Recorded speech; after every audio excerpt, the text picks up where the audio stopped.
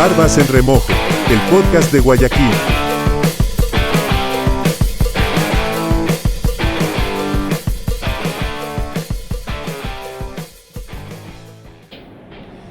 Muy buenas noches, bienvenidos a Barbas en Remojo. Son las 6:22, 14 de junio del mes de julio.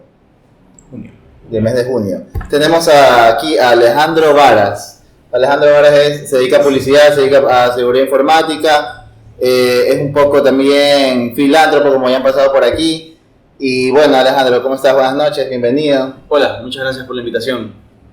Cuéntame un poquito de tu vida, ¿cómo te defines? Como antes te estaba diciendo, yo pensaba que eras un experto en seguridad informática, pero también pensaba que eras community manager, pero entonces yo estaba en esa duda, pero también pensaba que era filántropo, pero ahorita ya no sé ni cómo definirte. Creo que para ser filántropo hay que ser millonario y me gugustaría serlo. Pero o sea, te digo por lo de filántropo porque sé que participaste en Misión Ecuador. Sí, he colaborado en Misión Ecuador. Sí, la semana pasada estuvo aquí Marco Mendieta. Sí. Entonces por él me enteré que también recibiste título nobiliario del cónsul general de los Estados Unidos con la espada. Fue un bonito reconocimiento, la verdad. Si hubiese sido por el Reino Unido nos hubiesen puesto la espada. ¿No? Sí, claro. No, a ver, creo que cuando tienes el tiempo y tienes la oportunidad de ayudar, a mí simplemente me dijeron, oye Alejandro, ¿tú crees que puedas ayudarnos a grabar una clase en línea para un programa de emprendimiento para la provincia de Loja? Y yo dije, bueno, simplemente fue eso. Y yo dije, ¿cuánto me cuesta? Prácticamente es, hacer un espacio en mi agenda y decir, de esta hora a tal hora no me molesten. Voy por allá y resulta que fue para un programa como para más de 200 personas. Sí, fue algo bien grande. Pequeños negocios de la provincia de Loja.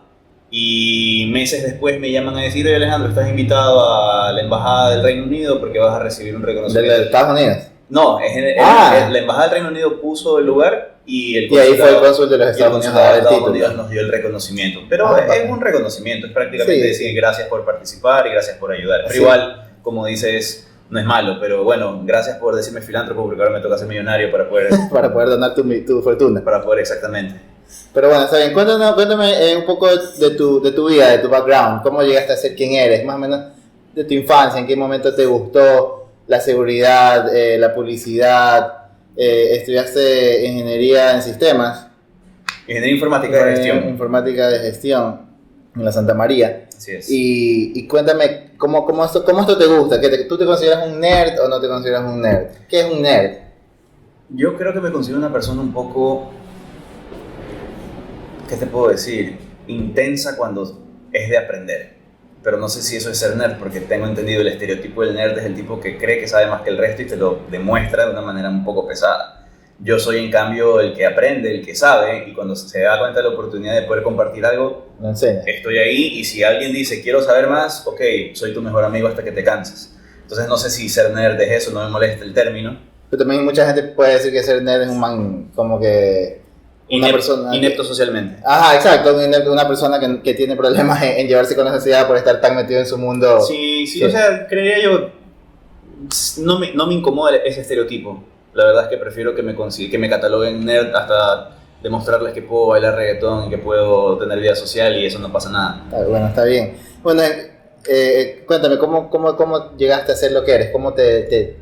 ¿Dónde se inició tu pasión por esto que haces? Bueno, nunca me habían hecho esa pregunta, pero sí te la puedo responder con mucha claridad. A ver, yo desde muy pequeño siempre disfruté de ver televisión y ver películas. Claro, pero como todos. Sí, todos disfrutamos. Sí, exactamente, pero el detalle es que yo sí era alguien que desde muy pequeño me fijaba en ciertos aspectos de lo que yo veía. Eres medio cinéfilo. Sí, digamos que sí me fijaba en ciertos detalles y justamente en el crecimiento de mi infancia, mis padres obviamente amaban el cine, tuve la oportunidad de tener unos padres que podían pagar televisión por cable cuando yo era muy pequeño, entonces no es que me ponían de niñero el televisor, pero me decían, ¿quieres ver algo? Y yo decía, quiero ver tal cosa, ya porque te puedo decir que de niño, de infante, mis personajes favoritos eran Mickey Mouse y Bruce Lee. Así de distantes, así de distintos, pero a mí me gustaba ver a Mickey Mouse con Pluto, con todos los personajes animados, porque yo era niño, pero a mí me gustaba ver a Bruce Lee y sacarle la madre a la gente. Entonces, creo que siempre me gustó el hecho de la oportunidad de poder ver historias, escenarios, situaciones. Y con el tiempo, como les decía, pues gracias al acceso a la televisión internacional, me di cuenta que la publicidad los comerciales televisivos en otros países tenían una calidad un poquito superior a lo que la época acá podía. No por Richard Parker nomás. No por subestimar, exactamente, no por subestimar la producción ecuatoriana, sino porque sí se notaba la diferencia. Un recuerdo que también tengo es que parece que yo aprendí, antes de aprender a leer, aprendí a reconocer logos de marcas. Porque mis padres me decían que yo de pequeño, sin saber leer ni escribir, porque ni siquiera estaba en ningún jardín ni nada, yo decía, yo quiero esa marca y yo quiero ese producto, y ahí está ese producto. Me decían, ¿y tú cómo sabes? Le digo, porque esa es el dibujo. Así se llama. Exactamente. Y se impresionaban porque yo simplemente tuve la capacidad de, qué sé yo, hablemos de un producto que ya no existe en Ecuador. Me acuerdo, ese sí es un recuerdo real. Estábamos en un local y yo quería una Cola Crush. Ah, la Crush. ¿De qué era? ¿Naranja? Naranja, claro. Era una botella naranja pues con el logo verde.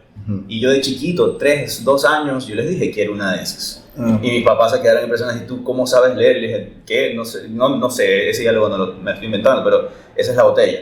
Por aquí te dije, esa no es. O sea, yo ya sabía reconocer. Entonces creería yo que siempre he tenido esa afinidad, no sé si eso es normal. O sea, que algo era innato en ti, el branding más o menos. A lo mejor sentía mucha afinidad y para mí fue fácil, porque algo que muy poca gente entiende, digamos, en comunicación masiva, que es prácticamente el principio de la publicidad, es mientras más veas un mensaje, más fácil lo vas a recordar. Entonces no me sorprendería que en esa época, que era entre los 80 y los 90, la marca Crush era popular. Era famosa. Yo me acuerdo que yo la tomé cuando era niña. ¿Viste? Y yo soy menor que tú. Exactamente, entonces es muy probable que vaya por ahí. Entonces sí te puedo decir que eso sí me parece, desde siempre por ejemplo, a mí siempre me ha gustado el Super Bowl, pero no por el juego, sino por los comerciales. Siempre, toda la vida. Yo espero el Super Bowl porque espero que salgan los comerciales y los veo toditos.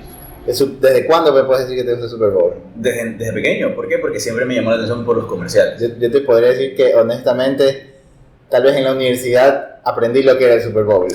No, yo aprendí a entender el fútbol americano. No, o sea, yo supe que existía el Super Bowl. Tal vez antes de eso me decías, ¿qué es el Super Bowl? Yo no sé qué es.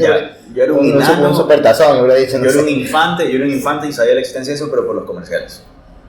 Claro. Y desde ahí siempre le cogí gusto, digamos, a la publicidad, hasta que en la práctica no me interesó la carrera de comunicación, me interesó la informática, eso sí es real. Sí sentí mucha afinidad por la parte de la tecnología, del desarrollo, la creación de cosas desde ahí, pero siempre me gustó eso y yo era como que, y como tú mismo me lo dijiste, gracias también a ciertas influencias externas. O sea, tú no eres lo que aprendes en la escuela y el colegio solamente, ¿no? El resultado de todo lo que te rodea. Exactamente. Entonces, por suerte, tuve un amigo de mi infancia, pues que sus padres tenían la buena costumbre de cuando hacíamos planes entre los amigos, nos llevaban al cine. Y me acostumbré a tener esa rutina y desde siempre la desarrollé, y en mi casa también. Entonces, si te das cuenta, siempre tuve esa influencia que para mí fue... Yo aprendí, o sea, por ejemplo, mucha gente dice, es que crecimos viendo Los Simpsons en una edad equivocada. No, yo aprendí de Los Simpsons a criticar a la sociedad de una manera cómica. Claro. La gente cree que es pura patanada y vulgaridad, todo lo contrario, es aprender a observarnos y criticar. Entonces, no sé, quizás desde muy pequeño aprendí a abstraer el mensaje que a mí me servía. Una pregunta personal mía. Yo de pequeño creo que todos los episodios de Los Simpsons tal vez te los podía recitar de memoria. Y ya sé que tienen como 45 temporadas, no sé cuántas, pero yo he visto los últimos episodios y me parecen terribles, no sé. Es que sí, yo también estoy de acuerdo. Yo la verdad es que ya no veo Los Simpsons desde... Tal vez 10 años. Desde la película. Desde la película. Desde la película. Y ya en la película dije, esto ya no es para mí. ¿Por qué piensas que pasa eso? Porque una marca puede cambiar casi que su alma, lo que eran. Porque yo podría decir que Los Simpsons era eso. Esa crítica, ese batraceo social de una manera bien chévere que a todos nos mataba de risa. ¿Sabes que el problema es cuando tratas de mantener vivo un producto y como tú mismo dijiste, pero sin preservar la esencia del producto? ¿Por qué? Porque al inicio, hablando de Los Simpsons, que bueno que podemos usarlo de ejemplo, hablando de Los Simpsons, si te das cuenta, la crítica dejó de ser crítica y más bien se convirtieron en el reciclaje de situaciones y decir, ok, esto ya lo hicimos, listo, ahora cambia el personaje, ahora pon otra cosa. Cuando, digamos, en la mejor época, que fue mediados de los 90 hasta antes de más o menos inicio de los 2000, tú te das cuenta que seguía siendo una crítica muy dura, muy fuerte, y también tenían muy buenos escritores cómicos. Sí, no O sea, sabría sí, decirte claro nada que de sí. él. Tenían escritores como Conan O'Brien, que se convirtió en presentador de talk show y es muy cómico. Conan. Conan O'Brien. Él es escritor también, yo no Sí, sabía. uno de sus primeros trabajos fue ser escritor de Los Simpsons. Bueno, me acabo de enterar. Ya de ahí también me parece que no quiero equivocarme, pero de ahí muchos actores cómicos o escritores cómicos reconocidos, si no salieron de Los Simpsons, salieron de Saturday Night Live y se cruzaban prácticamente. Es como que, ok, casi que como préstamo de equipo de fútbol. Y así en algunos sectores de la industria. Entonces, sí era muy interesante ver cómo ellos, siendo cómicos, experimentaron escribir situaciones así de interesantes en un espacio como Los Simpsons, y de ahí se convirtió en ese. Por eso es que mucha gente ahora en la actualidad habla de los memes y decir Los Simpsons los predijeron primero. No, lo que hicieron los escritores es: ¿cuál es la peor situación que se nos puede ocurrir? Ok, ahora escribo la chistosa.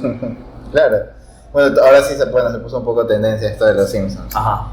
Bueno, qué interesante aprender un poco de Los Simpsons y cómo las marcas los manejan, tal vez por un fin económico o lo que sea. Te quería preguntar, ¿en qué momento de tu vida tú, digamos, o te dijiste a ti mismo, te dijo tu mamá o te dijo tu tía, mijito, estoy orgulloso de que usted es famoso? Nunca me lo han dicho.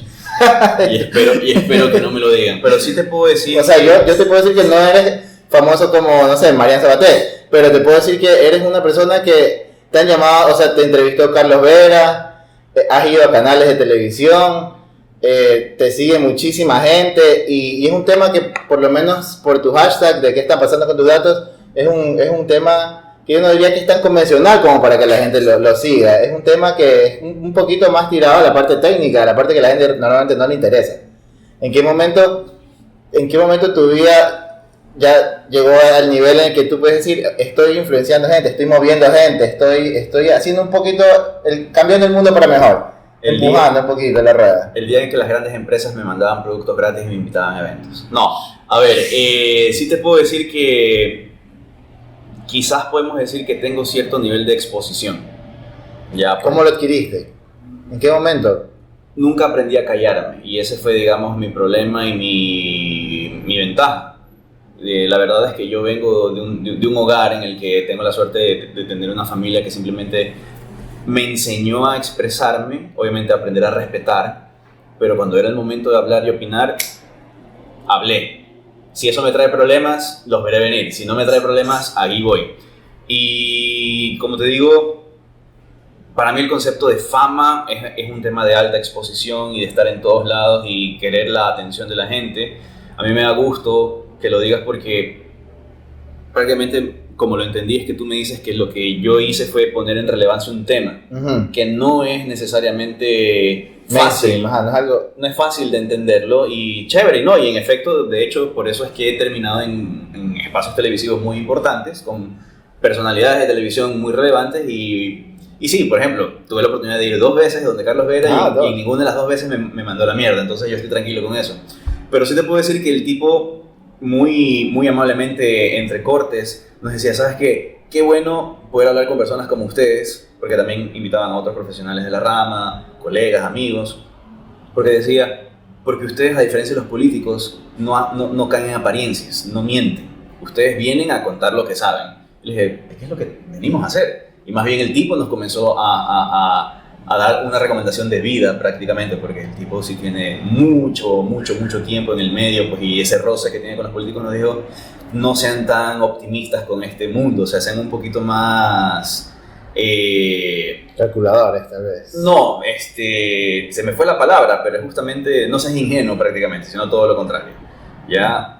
Chuzo, yo totalmente en desacuerdo. Yo quisiera que las nuevas generaciones sean todo lo que no son las generaciones actuales. Mira, yo entiendo por qué uno tiene que aprender a no confiar, pero también entiendo por qué uno no tiene que andar en ese estado de alerta constante, porque eso nos ha hecho daño como sociedad. Yo sí estoy muy en contra, digamos, de...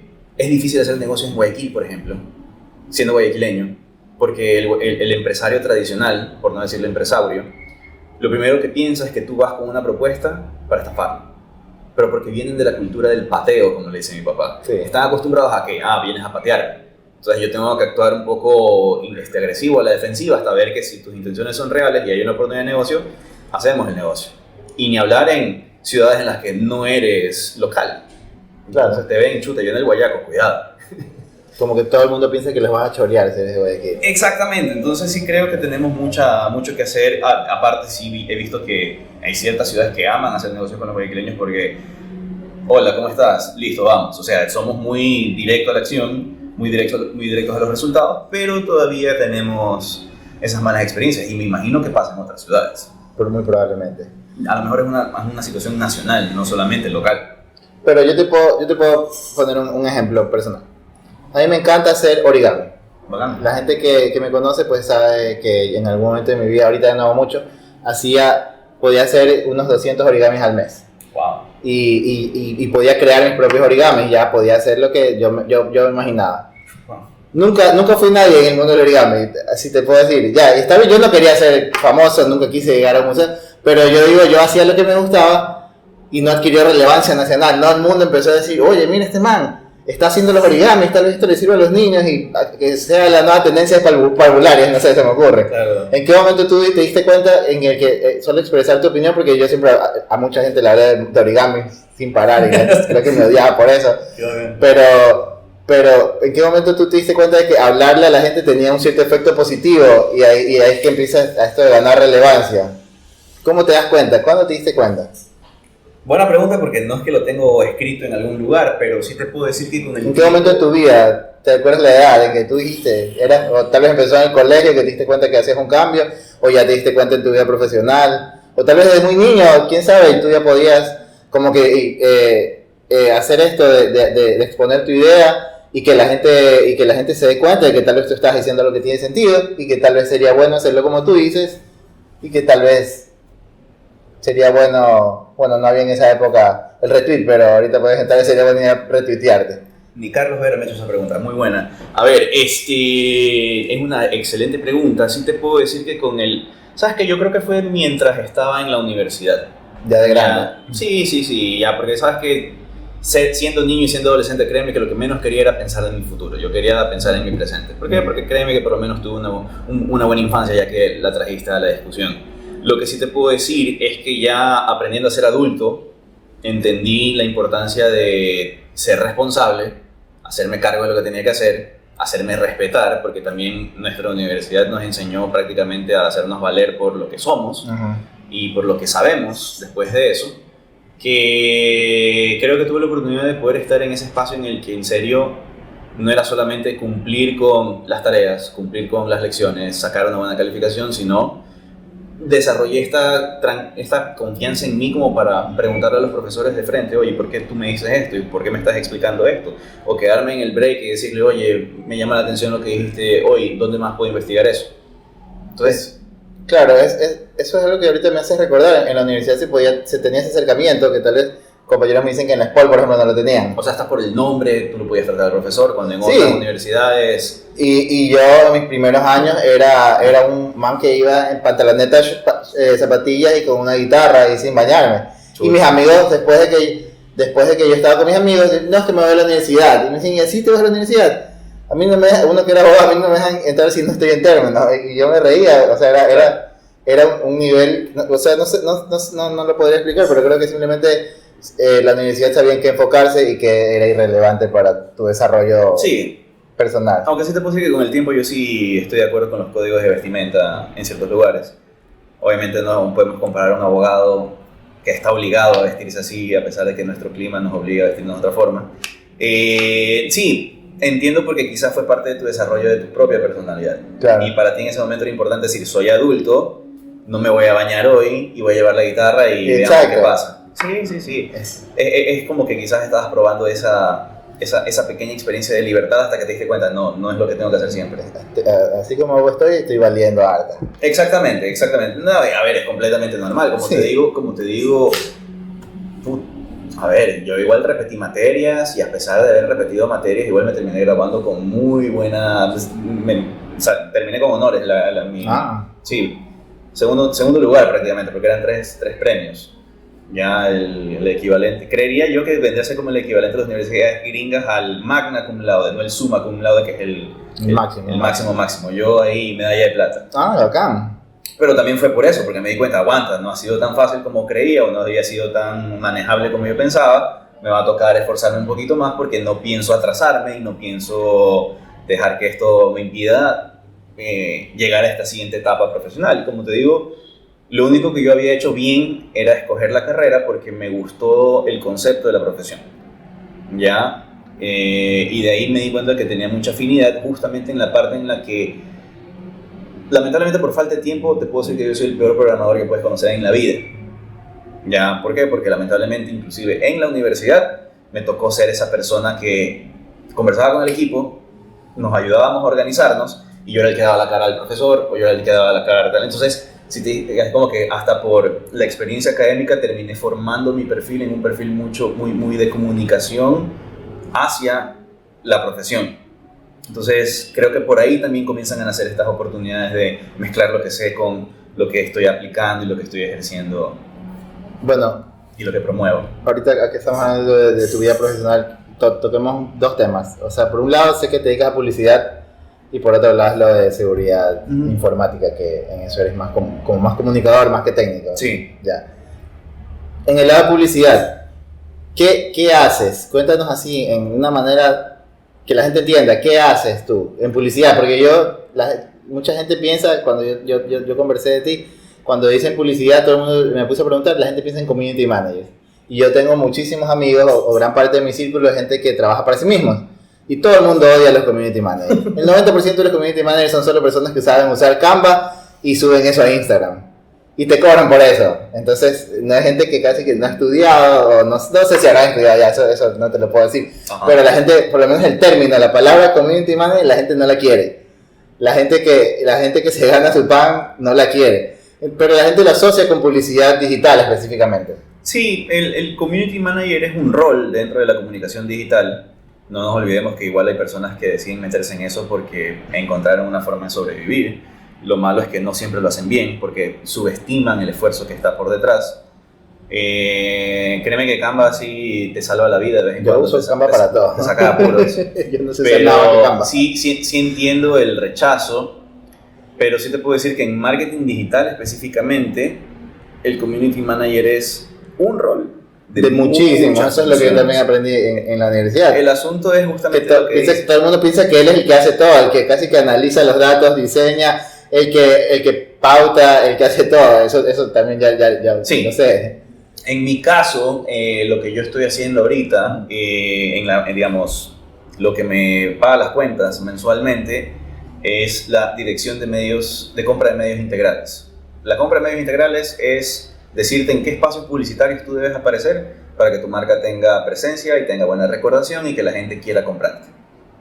¿Cómo determinas esto? En la práctica, y de una manera muy sencilla, yo soy el man que se descarga la base de datos en Excel, la arregla, ve las cifras, ve los indicadores y dice, ok, la inversión que tú tienes, porque hay un proceso mucho más complejo, pero la inversión que tú tienes te permite aparecer en esta valla en la calle, en la avenida Francisco Orellana, en la valla que está afuera del supermercado.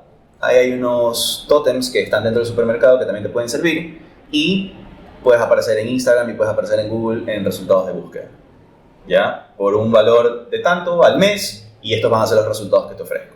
O sea, tienes que, de lo que la gente te ha presupuestado, tienes que maximizarlo a como es el lugar. Exactamente. Obviamente, te lo traté de simplificar lo que puedas, porque también te puedo decir que manejo modelos estocásticos de análisis multivariable para poder sacar cuál es la mejor inversión, con una curva de alcance que la sacas a través de un análisis matemático, algebraico, en realidad. O sea, que usas muchísima matemática. Yo soy el publicista que la gente no sabe que existe, el man que sabe de matemáticas. Ya, eso que me acabas de decir, ¿eso existe en otras empresas o solo tu empresa te tiene a ti, tú eres el único del mundo? No. Eso es normal que tu rol exista. Exactamente, es que el asunto, y de hecho te puedo decir que yo me siento todavía en proceso de aprendizaje. Hay manes más bacanas que tú en eso. Totalmente, hay manes que creo que te miran el presupuesto, tú le dices, ¿sabes qué? Tengo $10,000, eso te alcanza para tal cosa, o sea, te lo dicen ya está casi de cálculo mental. Yo todavía estoy en el Excel, a ver, proyectalo y analízalo y mételo en el sistema y ya todo bien. Y todo lo que tú dices está bien basado en el producto, ¿no? No es en el producto, es en el público al que quieres llegar. Bueno, claro. Ya porque, digamos, yo quiero vender jugo de manzana y quiero vender jugo de naranja. ¿Cuál es la similitud? Son bebidas. Pero uno lo compra a los niños, otro a los grandes. No necesariamente. Se me ocurrió. Puede ser que sean 2 juguitos de cartón. Buena tu observación. Digamos que son 2 juguitos de cartón, una de manzana y una de naranja, y son 2 marcas competidoras. Y quieren llegar al público infantil. Tú tienes que llegar a 2 públicos en realidad ahí. El padre que compra el producto y el niño que lo consume. Un niño que se lo pide y el otro que lo gasta. Exactamente. Por ejemplo, el niño que vio el comercial de Crush de niño y dijo, quiero Crush, no me importa qué me estás trayendo. Es exactamente el mismo efecto que tienes que generar. Entonces lo que tienes que hacer es entender cuáles son los públicos a los que debo llegar y cómo están compuestos estos públicos. Eso depende de un análisis, por ejemplo, de datos, por ejemplo, estudios de mercado, análisis de audiencias. Entonces yo puedo decir, mira, todos los ecuatorianos están distribuidos, hombres y mujeres, en estas provincias. Y a estas personas les interesa comprar comida en el supermercado. Y de estas personas que van al supermercado, compran jugo en cartón. Y las que están comprando jugo en cartón, estas de acá, que son más chiquitas, compran jugo en cartón para sus hijos. Ahora hay que ver si les gusta más la manzana o la naranja. Entonces ahí es donde viene todo este trabajo que no sabía que existía y que nos toca hacer, como digo, lo voy a simplificar en Excel porque hay muchas herramientas mucho más sofisticadas detrás de eso y hay unos análisis increíbles que cuando me explicaron cómo funcionaban yo me quedé preguntando más por el modelo matemático y no por lo que hace el software. Entonces le dije, no, explícame la fórmula matemática porque recordé todo lo que aprendimos en estadística. Pero la cosa es esa. Muchas personas piensan que la publicidad es solamente la parte visual, la parte gráfica, la parte emocional, cuando en realidad no importa qué tan conmovedora sea tu historia, si tú no la sabes asociar a la persona que se la quieres vender, no vas a tener éxito. Y ese siempre va a ser mi debate porque lamentablemente la gente cree en el cliché y en el estereotipo que también la gente decidió aceptar de todas las industrias, porque por ejemplo yo soy ingeniero en informática, entonces esperarían que soy un man que está solamente detrás de computadores conectando cables y encerrado en centros de cómputo congelados, que es el estereotipo, Sí. ¿verdad? Y el publicista promedio probablemente era como tú en la universidad, shorts, zapatillas y guitarra todo el tiempo, y no es así. Inclusive hay muy buenos creativos publicitarios que ya, digamos, trascendieron esa estética y también trascendieron el cliché al que te dicen que debes ser parte. Bacanísimo. Mira, ahorita mencionaste algo muy, muy chévere que te quería preguntar con respecto a la ética en la publicidad. Tú dices, me pusimos el ejemplo de los juguitos y los niños. Correcto. Una vez, no sé, ahora sí hace unos 3 años, me leí un artículo bien extenso que hablaba sobre cómo marcas como McDonald's quieren enganchar a los niños y cómo un grupo, no me acuerdo si era una asociación de padres o de empresas, los quisieron demandar o algo así porque decían que está mal que tú quieras que como que enamorar a unas personas que ni siquiera tienen poder de pensar por sí mismos y saber de que casi que se están envenenando con McDonald's y obviamente ellos se lo van a pedir a sus padres y tal vez los padres no estén lo suficientemente empoderados para decirle no a un niño, porque si un hijo me pide McDonald's yo le voy a decir simplemente no, pero tal vez en otros países ese no es el caso, la gran mayoría de personas está muy ocupada y ya, y pasa. Entonces, ¿qué opinas? ¿Tú qué piensas? Porque eso también interfiere mucho con la libertad. Tú como empresario deberías tener la libertad de hacer lo que te dé la gana. Pero también, si sabes a dónde estás llegando, viene un poco la ética, pero esa parte es bien turbia, no es algo que está escrito, es algo que depende del corazón de cada persona. No sé, quizás lo estás dejando mucho en la subjetividad, porque por ejemplo yo ahí sí a tu comentario de que el empresario debe hacer lo que le da la gana, te saco el principio de una agresión y te lo pongo en la mesa. O sea, inclusive las decisiones de un empresario no deberían afectar a su consumidor. Porque si no, ahí pudiésemos justificar que el narcotraficante es empresario. Porque le está dando a su consumidor el producto que está buscando. Exacto, ya digamos que todas las drogas sean legales. Entonces no habría narcocrimen, no te cortarían la cabeza por ser ya, pero sí. digamos que la vendan todas las drogas en las tiendas y no tuviesen que recurrir a tener sicarios, asesinos, sino que solo tengan gente bajo mostradores vendiendo todos los tipos de drogas. Igual estarías haciéndole un mal terrible a la sociedad. Estarías matando a una juventud. Es que eso quería llegar. Yo no creo que el mercado de la comida rápida sea la culpable de la obesidad en el mundo. El problema de la obesidad en el mundo es justamente la falta de fuerza de voluntad de los consumidores, es decir, creo que hasta aquí debo llegar porque mi hígado está 4 veces más grande de lo que debería porque como todos los días en este lugar. Así como a mucha gente acusa a la industria de la comida rápida, acusemos a la industria de la pastelería. Exacto. Ya, y nadie dice que una torta es asesina. No. Hasta que te la comes todos los días.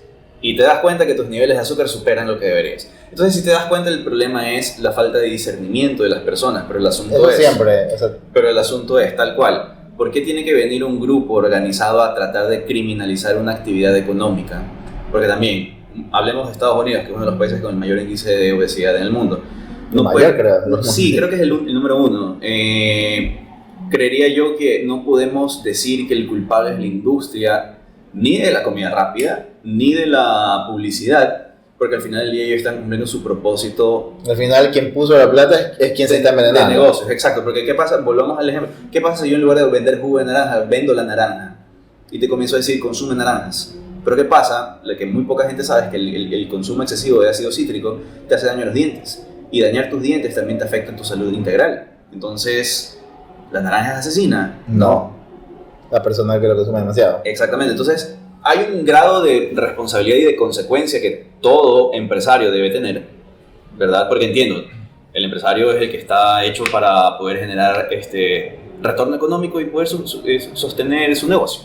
Todos lo queremos hacer. Yo ahora estoy obligado a ser millonario para poder confirmar que yo puedo ser filántropo, ¿no? Entonces tengo que llegar a eso. Entonces necesito lucrar. Pero existen estos principios que dependen también de tu sistema, digamos, de tu sistema de valores. Exacto. Porque, por ejemplo, yo no pensaría vender algo en exceso. Ya, a eso quería llegar, aterrizarlo a ti como publicista en el momento en que tú sabes de que la obesidad está terrible, especialmente en Guayaquil, digamos que Guayaquil tenga el nivel más alto de obesidad de todo Ecuador. Y que justo, sí, y que sabes que, bueno, tal vez sí, porque creo que es mucho bolón y caldo de salchicha. Y justo aparece una marca terrible, que no es McDonald's, porque aquí la gente no es que consume tanto como en Estados Unidos. Digamos que estás en Estados Unidos, que ahí sí la gente es bien barato consumir más que acá, y que la gente sí consume, y estás en un lugar donde hay mucha gente de nivel socioeconómico un poco más bajo, y que consume eso porque tal vez piensan que es más barato, es más rápido, y le dan eso a los niños. Y a ti te ponen a cargo, queremos incrementar las ventas de McDonald's, especialmente en la cajita feliz en esta parte de aquí. Y tú sabes que ahí los niveles de diabetes infantil están altísimos. Yo siempre voy a estar del lado de que el empresario debería tener la libertad de vender, pero en tu caso personal, ¿qué pasaría si te ponen a ti y queremos duplicar las ventas, te van a decir? Es que justamente ahí hay, digamos... ¿Qué le dices tú a tu jefe? Es que el asunto es ese, yo no puedo tampoco imponer mi ideología ni mis creencias, o sea, la verdad es que sí te puedo decir que yo en eso sí he aprendido a ser muy agnóstico, por decirlo así, en muchas cosas, o sea, no es un tema de fe, el agnosticismo también lo puedes practicar en tu profesión, así, y más bien lo que tenemos que aprender es aprender a diferenciar tu moral de tu código de ética laboral, ¿verdad? Claro. Porque, por ejemplo, yo pudiese ser un ultraconservador. Las decisiones no las estás tomando tú tampoco, sino exactamente, las estás tomando tu jefe. Al final también es mi deber moral cumplir con mi trabajo, porque yo firmé un contrato en el que estoy comprometido a resolver problemas para los cuales me han llamado. Porque en ese caso casi que tú serías un engrane más de esa máquina. Exactamente, pero la responsabilidad real con el consumidor es la del fabricante o la del productor. Entonces, más bien ellos, por eso es que lamentablemente hay cierto nivel de regulación que sí es necesario. ¿Por qué? Porque sí hay momentos en los que las personas, así como yo puedo comerme una torta entera y no mido las consecuencias, también puedo comerme un mercado entero y lucrarme de ello y digo, no sabía que habían consecuencias negativas en mi consumidor. Entonces ahí tenemos que poner un límite, pero dentro de lo razonable. Por eso que te saqué este principio de no agresión para que lo adaptemos a los derechos del consumidor, porque el consumidor también necesita aprender lo que está comiendo.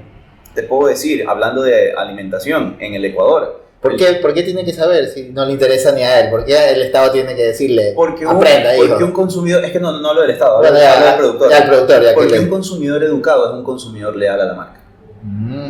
Entonces es distinto que yo te diga, ¿sabes qué tal que en lugar de estas papas fritas te pongo una manzana, como lo está haciendo justamente McDonald's? Los choclitos.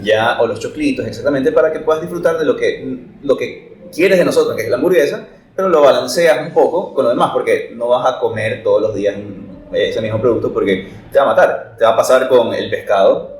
O sea, si tú comes mucho pescado con el nivel de contaminación que hay en el mundo, tu nivel de mercurio en el cuerpo se puede incrementar por los casos globales que sabemos que existen de envenenamiento por mercurio por comer pescado. Entonces, el problema siempre va a ser el exceso y el no medir un poco las consecuencias, y eso es algo que muy pocas personas entienden. No se conocen a sí mismas ni entienden cómo se comporta su cuerpo, y por eso dejan que se enfermen sin entender qué pasó. Yo te comentaba, yo te hago esta pregunta porque justo conversando con una amiga que trabaja para una empresa grande, ella sentía que no se sentía bien, no es que no se sentía bien, pero digamos que sí le incomodaba un poquito trabajar para una empresa muy grande y multinacional, porque sabía que el nivel de contaminación que genera esta empresa y todo esto, y yo como que siempre trataba de decirle... Hippie. Sí, porque si realmente te importa ya, pues entonces bótate, pero si no te importa... Sí. Si realmente quieres hacer un cambio, entonces hazte activista y ponte a tu misma empresa y diles que la gente a que no compre. Pero bueno. Es que sabes que el asunto también es ese. A ver, yo también tengo mis causas sociales, yo también tengo mis ideas, yo también tengo las cosas que digamos, que me rigen, con las que yo rijo mi vida, pero eso no significa que porque estoy trabajando en una empresa que me paga bien, me voy a convertir en un enemigo interior. Si no comparto los valores de la empresa, definitivamente vas a ir a un mal trabajo en algún momento. Hay un concepto de talento humano que se llama el cultural fit. Y así yo no encajo culturalmente en la organización, creo que lo ético... No vives la marca. Es irme de ahí. No solo vivir la marca, sino no vivir la cultura organizacional, porque todos hemos estado en un trabajo donde hay un colaborador o un grupo de colaboradores que hace que el ambiente sea un desastre. Sea terrible. Sea incómodo, te maltraten, no trabajen bien, sean mediocres. Están únicamente porque su motivación es tener un cheque para sobrevivir, porque no sabes cuáles son sus hábitos financieros. Pero justamente lo que la gestión del talento humano actual busca es: tú no estás hecho para todos los trabajos del mundo, tú estás hecho para ciertos trabajos porque tus capacidades y tus competencias te convierten en un profesional. Tú probablemente no encajes en muchos lugares. La mayoría. Yo probablemente no encaje en muchísimos lugares. Entonces, lo que depende también es ese. Yo no puedo ser tampoco tan falto de ética y decir, es que me pagan bien, pero vengo a hacer el peor trabajo de mi vida a cambio de un cheque. También tienes que estar consciente de eso, porque hay gente que dice, es que no tengo dónde más ir. Es porque no te da la gana de ver lo que realmente sabes hacer para capitalizar tus talentos. Exacto, me parece, o sea, esa reflexión me parece súper útil para mucha gente que siempre vive amargada de lo que está haciendo. Hay gente que escoge mal su pareja y escoge mal su trabajo porque tienen que hacer, porque es lo que tienen que hacer. O sea, cuando nos enseñaron ciencias naturales desde chiquitos, naces, creces, consigues un trabajo, te casas, te reproduces y mueres infeliz. Es así. Yo tenía un amigo de la maestría que él era bien, no sé cómo decirlo, era grillito ya. Okay. Y él siempre decía, yo a los 33 años me caso con la novia que esté en ese momento.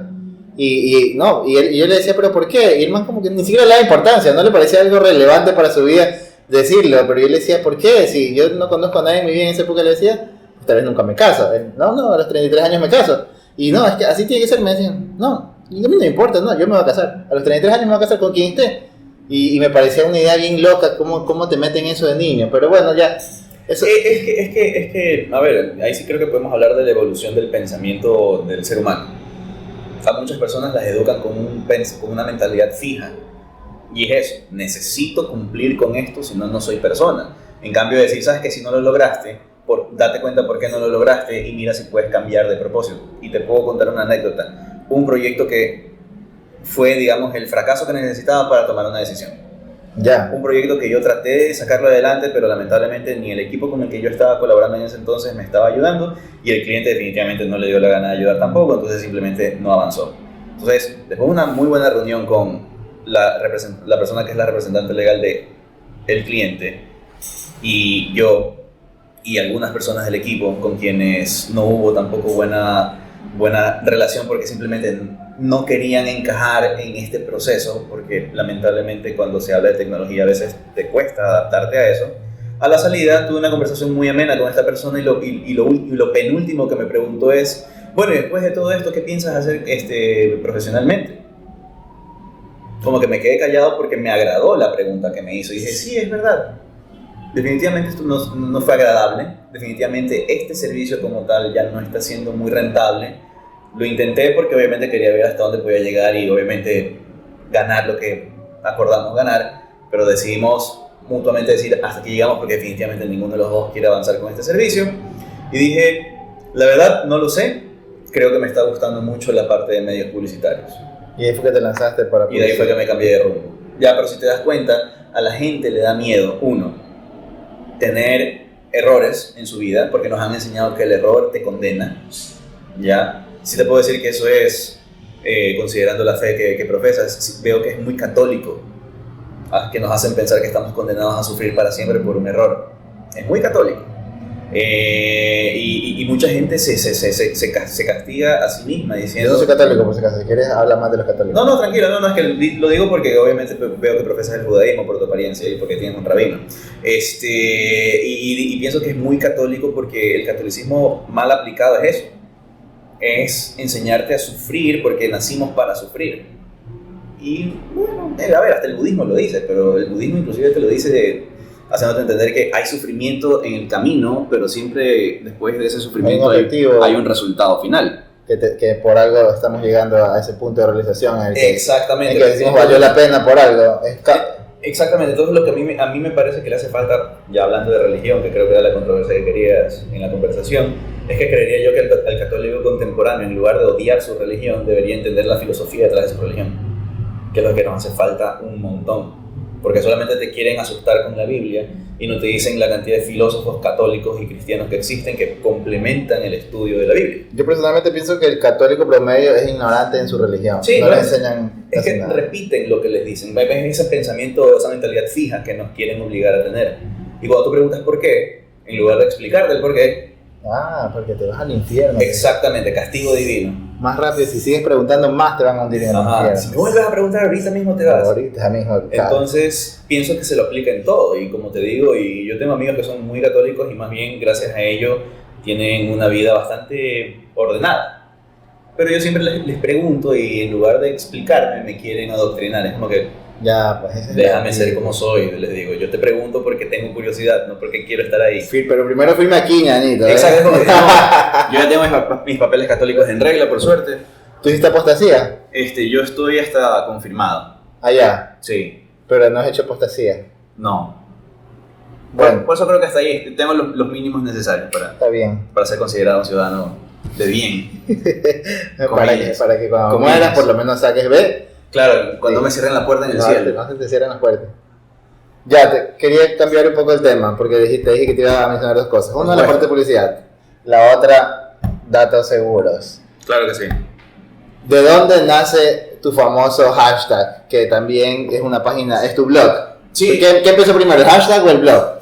¿O el hashtag nació de manera espontánea? Salió después. De hecho, esto salió, te puedo decir que fue aproximadamente el tercer Instagram TV que hice en el tema. ¿Por qué se me ocurrió hablar de esto? Y de ahí me di cuenta del impacto que generé. ¿En tu cuenta personal hiciste Instagram TV? En mi Instagram personal. Y eso es algo que sí creo que lo voy a mantener hasta ver qué puedo hacer con esto. Vi justo en la época en la que FaceApp volvió a hacerse popular.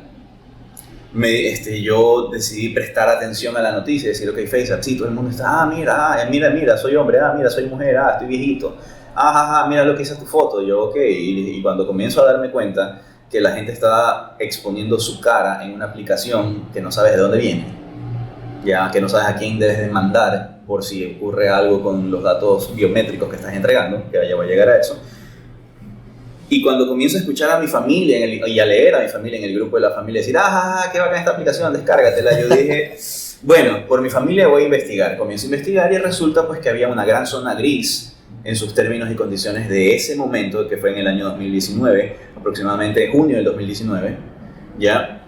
En el que sus términos y condiciones y su política de privacidad eran muy amplios. Decían, vamos a almacenar tus datos cuando uses la aplicación, pero para poder ganar dinero vamos a exponer los datos que tú nos des, no solamente de la foto, sino que también exponer los datos de tu registro de usuario a socios estratégicos de publicidad. Estos pueden ser tan inofensivos como un Facebook y un Google, que igual mucha gente opina con cierta delicadeza y controversia, como también empresas de publicidad en territorios que no están regulados por justamente leyes de protección de datos y también de protección de los ciudadanos. Claro, tú puedes tener una empresa en un lugar donde no hay ley de internet porque tal vez nadie tiene internet, pero ahí está, tu empresa la constituiste ahí. Exactamente. Y haces lo que se te da la casualidad. Exactamente, da la casualidad que FaceApp es rusa y opera en Rusia. Y obviamente las leyes de Rusia son un poquito menos flexibles en temas de privacidad. ¿Ya? Por favor, Vladimir, no hagas nada. Pero me refiero a que ya con eso dije, ok, ahí hay algo que considerar. Casualmente, mientras yo comencé a tener esa duda, comencé a ver algunos blogs de noticias con reputación y con presencia internacional, o sea, de otros países europeos y de Estados Unidos, hacer la misma pregunta. Entonces yo lo único que hice fue, bueno, esto es por mi familia prácticamente. O sea, eso es de verdad que esto lo voy a publicar en mis redes para que mi familia me vea. Hiciste tu videíto. Hice un video súper sencillo, inocente, en mi cuarto, en camiseta, una camiseta de Marvel, o sea, lo más informal posible. Y yo, así como estoy hablando del micrófono acá, hola amigos, quiero que se pongan a pensar, si estás haciendo lo correcto al tomarte una foto en una aplicación en la que no sabes a dónde va a parar tu cara. Resumen, ya porque lo dije más largo. La cosa es que yo dije, bueno, me van a ver 4 pelagatos, me van a ver mis amigos, se van a burlar, me van a rayar. Al día siguiente, a lo que estoy yéndome al trabajo, comienzo a recibir llamadas telefónicas y mensajes de WhatsApp. Y yo, ok, ¿qué pasó? No, y a lo que llego a la oficina, una compañera del trabajo me dice, oye Alejandro, me acaba de llegar un video tuyo a WhatsApp. Yo dije, ¿yo qué hice? WhatsApp, o sea, alguien lo descargó. Alguien lo descargó. ¿Cómo lo descargan? Esa es una pregunta que yo... Y probablemente hicieron una captura de video. Ah, ya. Alguien le hizo una captura de video y lo compartió. Y la man asustada, es cierto, yo usé esa aplicación, ¿y ahora qué hago? Y yo... Y ahora de paso tú eres ahora el Mesías, tienes que, de No, la cagada que hiciste, tienes que salvarla. No, pues espérate, es como que dije, espérate, ¿viste mi video? Le dije, sí, me llegó a WhatsApp. Y yo dije, ¿qué? Yo no lo publiqué en ningún lado, yo solo lo puse en Instagram. Sí, lo que pasa... Y en ese momento me comenzaron a llamar de la radio, de la televisión, de los periódicos. O sea, de un día para otro ya te llamó radio, una radio. O sea, sí te puedo decir que antes he tenido oportunidad de aparecer en espacios, pero hablando más de emprendimiento, tecnología, pero de una manera muy superficial. Pero de repente le dije a la gente, oigan, ¿se han dado cuenta qué estás haciendo con tu cara en una aplicación que no sabes de dónde viene y que sus políticas de privacidad no dicen nada? Y se armó el escándalo. Es más, casi que no me voy a comparar, pero es casi como la gente comenzó a caer en tanta especulación y en tanto temor que dijo, Alejandro, ¿y ahora qué hacemos? Le digo, tú hiciste la cagada, pues tú tienes que ver qué haces. Desinstala la aplicación, ya quita de los permisos. Entonces se convirtió ya en una situación en la que después alguien me preguntó por un tema y mucha gente me volvió a preguntar por lo mismo y dije, ok, ¿quieres mi opinión? Listo, voy a volver a hacer otro Instagram TV. Y de ahí al tercer Instagram TV, un amigo me dice, oye, la pena que tu espacio, porque tú lo dices siempre, me dijo, o sea, es algo que yo lo decía inconscientemente, me dice, tu espacio, oye, ¿qué tal con qué está pasando con tus datos? Y yo, ¿qué? Es lo que dice siempre. Y yo, Entonces la gente me hizo caer en cuenta que, digamos, esa era la pregunta de siempre. Entonces como que no sé si recuerden la famosa frase, la pregunta de aquel político Vladimiro Álvarez, ¿dónde está la plata? Ya, o sea, simplemente ese fue el recuerdo que dije, mira, la gente sí responde a esto. Y lo comparé con esa frase, o sea, fue la única comparación que hice, porque dije, es sencilla, puede ser muy larga, pero la gente la recuerda. Y ya me pasa bastante que cuando era más fácil salir, que yo iba por algún lugar y alguien se me acercaba y me hacía la pregunta, se me decían literal la pregunta, y yo dije, aguanta, algo está sucediendo, dije yo. Y eso fue, y simplemente lo que hice fue generar contenido y poquito a poquito se me dio la oportunidad de participar en el equipo técnico, de asesores técnicos, de la Comisión de Soberanía Internacional de la Asamblea Nacional para la redacción del borrador de la Ley de Protección de Datos. Y ahí dije, aguanta, creo que estoy logrando algo. Entonces dije, voy a hacerlo un poquito más profesional. Pero no he tenido mucho tiempo para hacerlo más profesional. Pude desarrollar el sitio en el que pienso hacer ciertos artículos, pero sí creo que el contenido actual es esto. Formato de audio, como un podcast, quizás YouTube, inclusive TikTok. Entonces creo que eventualmente tendré que entender el mensaje que quiero seguir transmitiendo, pues traducirlo a estas nuevas formas de consumo. ¿No has trazado un camino ya, digamos, para esta marca que has creado? Estoy en eso, o sea, justamente, a ver, digamos, el trayecto entre el punto A y el punto B nunca es línea recta, siempre es sinuoso y enredado, y la verdad es que no venimos de un año sencillo económicamente y obviamente pues la protección de datos todavía no me da de comer, ya, pero yo lo estoy haciendo voluntariamente porque sí es un tema importante. Pero miren cómo mi preocupación fue mi familia, o sea, a ver familia, no regalen su cara. Ya, obviamente ahora me convertí en el man. Si antes por ser ingeniero me decían, mijito, ¿cómo hago con el wifi? Ahora me dicen, ¿qué hago con esta aplicación? ¿Me puedo descargar tal cosa? Ya lo es el juez. Ya leí, casi que soy el abogado tecnológico de la familia. Ya leíste los términos y condiciones. Le digo, te enseño cómo leerlos, les digo. Porque también esa es otra. La gente no los lee por lo extensos que son. Pero hay 3 partes de una sección de políticas de privacidad de términos y condiciones que tienes que leer y eso es todo. Pero a la gente le da pereza. Dilas, para que la gente la sepa. Donde diga lo que van a hacer con sus datos, lo que diga cómo van a guardar sus datos y lo que digan qué es lo que van a hacer cuando tú te registres con la publicidad que vas a recibir. Eso es todo lo que tienes que saber. ¿Ya? Obviamente, si quieren saber más, tienen que llamarme, pero la cosa es que es eso. La gente se abruma al ver, qué sé yo, pues si es los términos y condiciones de Facebook son larguísimos, los de Apple, peor, los de Google, ni hablar. Pero la gente no entiende que tienes que hacer scroll o hacer control F para buscar el término que diga acerca de esta política de privacidad o publicidad o third party applications y cosas así te hacen encontrar más rápido el camino. Pero a la gente le da pereza, no le gusta leer, ya prefiere ver un TikTok y bailar el reggaetón de moda en lugar de estar leyendo lo que hace TikTok con tu cara y con tu correo y con tu teléfono. ¿Tú ya tienes TikTok? Me lo descargué, lamentablemente, porque créeme, dentro de mi escepticismo, sí les puedo decir que hasta antes de la pelea que tuvo Donald Trump con el gobierno de China sobre TikTok, que tuvo la razón en generar esa pelea, fue descubierto en muchos foros y por muchos profesionales del desarrollo de la informática que TikTok sí era una aplicación insegura. ¿Cuál es el problema? El gobierno chino obliga a las empresas privadas domiciliadas en China a que le den una participación a su gobierno. Entonces, si ustedes están grabando este podcast en China, ustedes tienen que pasar por la censura del gobierno. ¿Para qué? Para asegurarse que no estén diciendo algo que va en contra del partido. Exactamente, y del partido único. Entonces, dense cuenta pues lo libres que son. De hecho, les puedo decir que yo conocí alguna vez a un ciudadano chino que en un curso en Estados Unidos y el tipo dijo, no, tengo que regresar pronto porque después tengo problemas. No puedo estar mucho tiempo aquí en este país. O sea, sí son bastante estrictos con sus propios ciudadanos. Entonces, cuando Donald Trump hace esto, obviamente, mucha gente cuestionó a Donald Trump por el hecho de que su personalidad es como es, ¿no? Creo que es su cumpleaños, por si acaso. Sí, yo lo vi en Instagram. Felicidades, Donald. Yo fui fan tuyo desde Mi Pobre Angelito 2.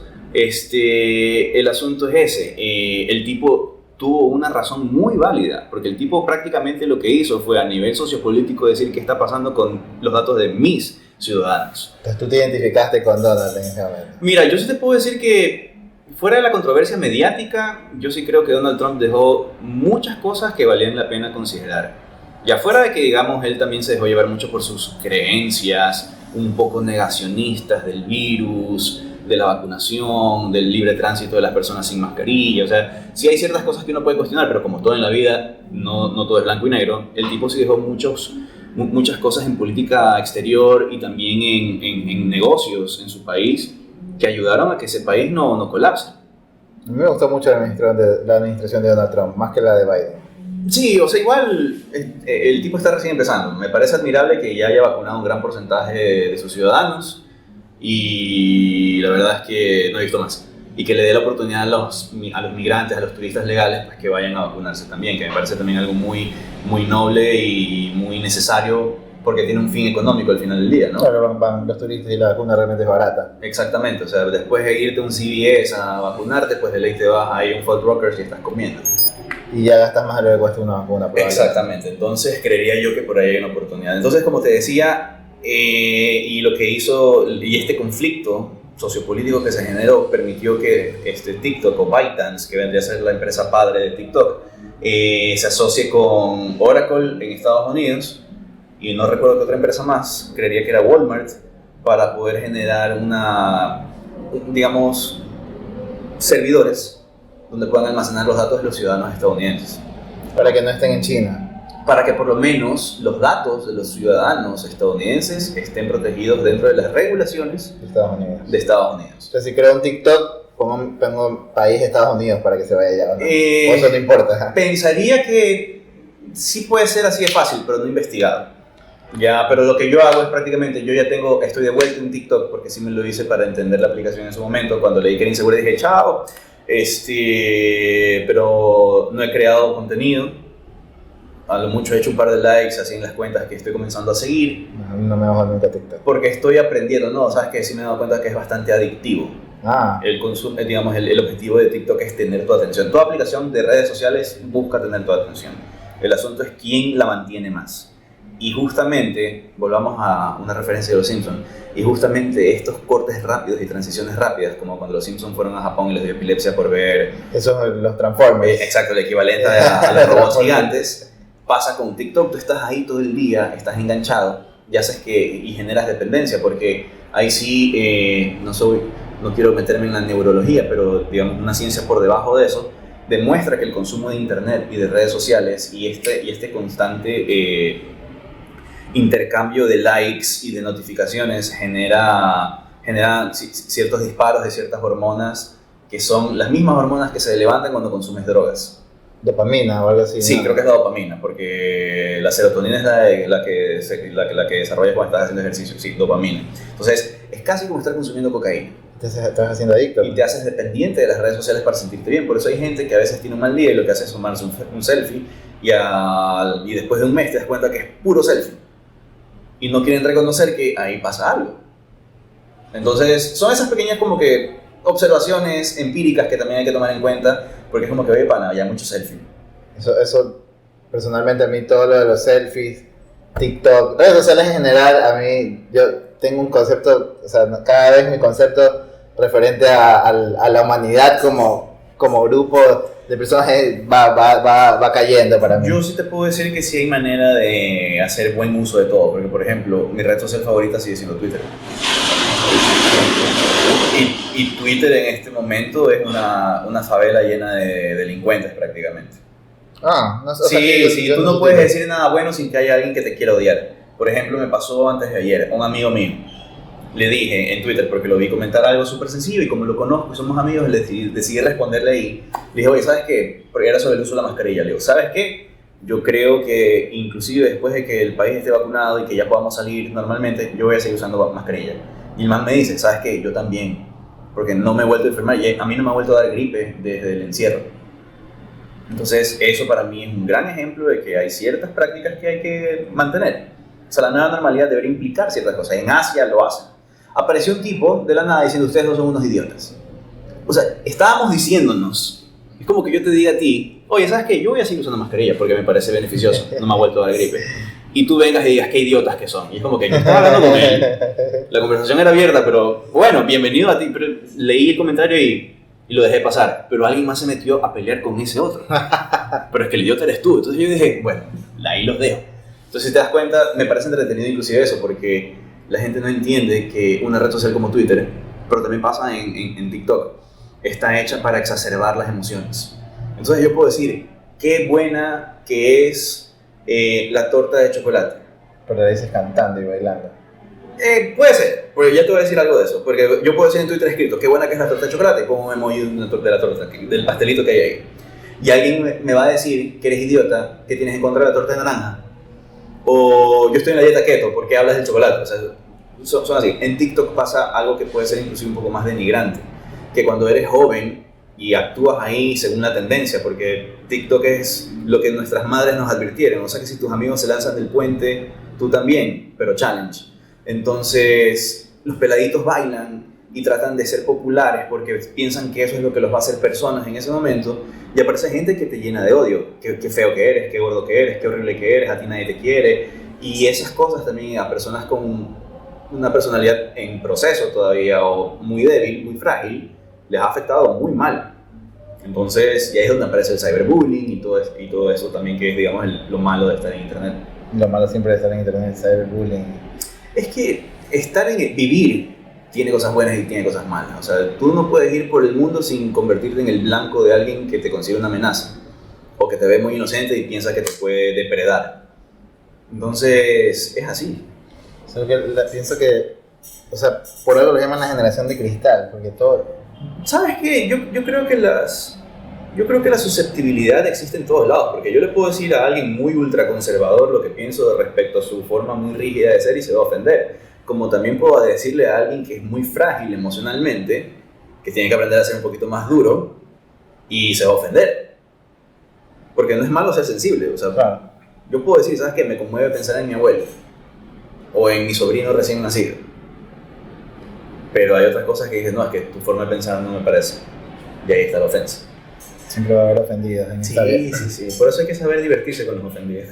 Sí, no, ya ni eso, porque eso me lleva a una parte bien malévola de mi quererme divertir con los No, pero no digo haciéndoles daño, sino como que disfrutar que se ofenden por cualquier cosa. O sea, es que antes me gustaba meterme así y solo darles cuerda o hacerles preguntas abiertas. Ya ni eso, porque después me pongo muy malévolo. Sí, creo que hay un grado de responsabilidad en lo que tú dices en internet. Mira cómo, por preguntar abiertamente, ¿sabes lo que pasa con tu cara en redes sociales? O ¿has visto este documental? O tus datos corren peligro y en Ecuador logramos trabajar en una ley de protección de datos.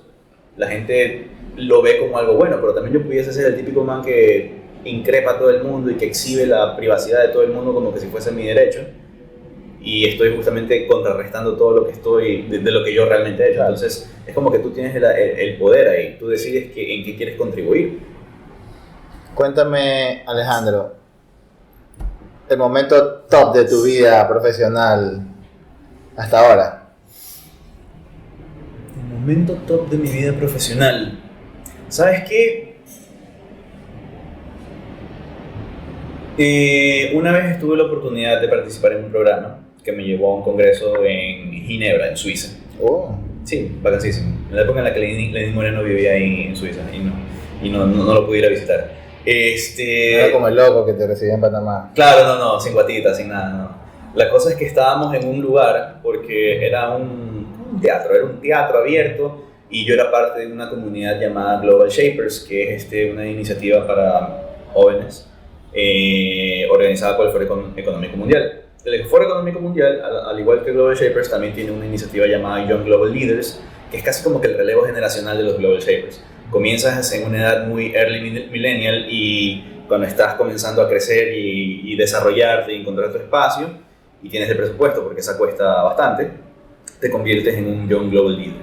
La cosa es que justo en esa época yo trabajaba con un framework de desarrollo llamado Drupal, ya para hacer sitios web. De hecho, algunos de los sitios web de noticias en los que yo participé aquí en Ecuador siguen o todavía utilizan cierta parte de esa tecnología.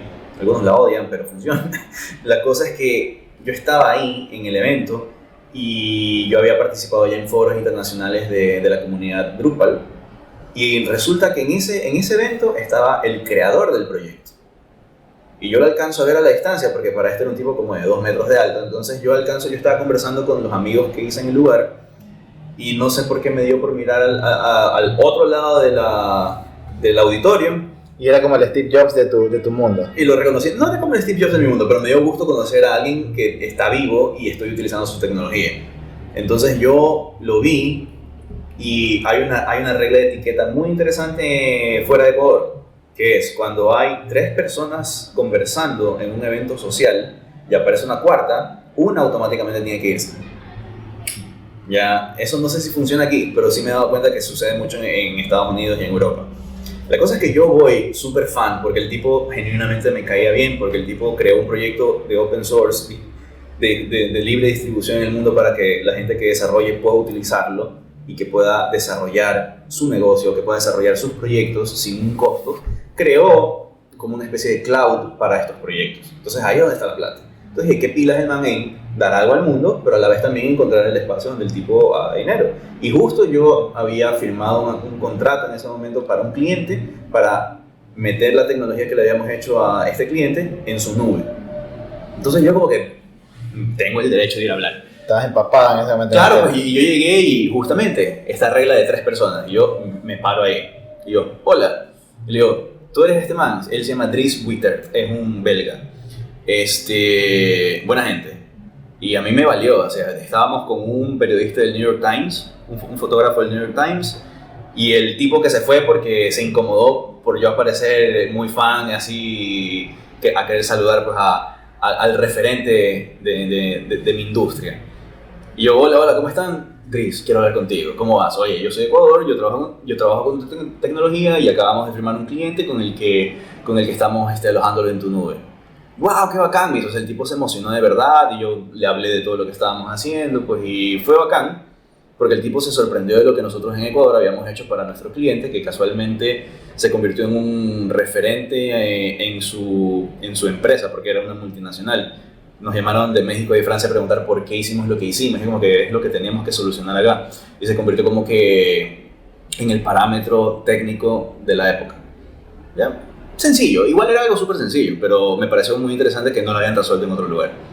Porque tú sabes que acá por lo general la gente dice Ecuador, subestima mucho el ecuatoriano por ser ecuatoriano. Desde primero lo hacen en otro país y Ecuador solo copia. Exactamente, y fue súper interesante porque yo le conté a mis socios en ese entonces, oigan, y les mandé la foto, no saben a qué me encontré, y los manes, qué bacán, qué bacán, no sé qué. Y les conté lo que conversábamos, y obviamente el tipo muy diplomático igual, pero muy contento y agradecido de saber que su proyecto llegó al pequeño pueblo de Ecuador, ¿verdad? A resolver un problema de servicio masivo en realidad. Entonces el tipo le sorprendió y dijo, oye, me parece muy bien, sigue así, un par de palabras, nos tomamos una foto y eso fue. ¿Qué edad tenías? Fue justo estaba por cumplir 30. Estabas tú casi con 30 años. ¿No? En Suiza, en un foro internacional de jóvenes, y te encuentras con un líder de la industria. Así es. Ese es tu momento top hasta ahora. Sí. Claro, esa experiencia no la tiene nadie. Sí te puedo decir que también he tenido otras experiencias, pero creería yo que esa es digamos, la insuperable por ahora. Alguna vez también, sí he tenido la suerte de estar en lugares, en lugares en los que no necesariamente debo estar, pero en los que puedo aportar. Y creo que también ahí es donde he aprendido a hablar, y si no es útil lo que digo, me callo, y si es útil, veo que me pregunten y sigo. Claro, pues eso siempre es lo más importante cuando estés en un lugar donde realmente puedes tener un efecto sobre la gente, y si esta gente puede tener efecto sobre más gente, pues mucho mejor. Sí. Bueno, Alejandro, creo que estamos llegando a la finalización de este momento. Dime, antes de que te vayas, una frase, un pensamiento, palabras célebres, algo que hayas guardado toda tu vida o algo que te sale de manera espontánea, lo que quieras, así sea que vaya en tu tumba. Siempre me da pánico escénico cuando me hacen esas preguntas, pero no, a ver, lo que te dije, ¿no? Tener un objetivo no significa que el recorrido sea lineal. O sea, definitivamente tenemos que aprender a evaluar nuestros resultados, buenos y malos, saber cómo nos hace sentir y no tomar la decisión equivocada.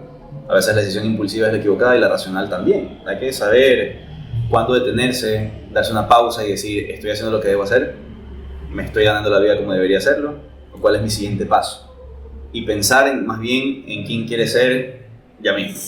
No hoy, sino ya mismo. Excelente reflexión.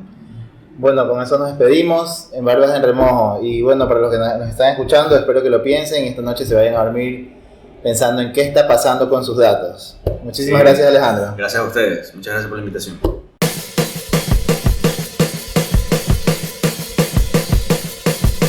Barbas en Remojo, el podcast de Guayaquil.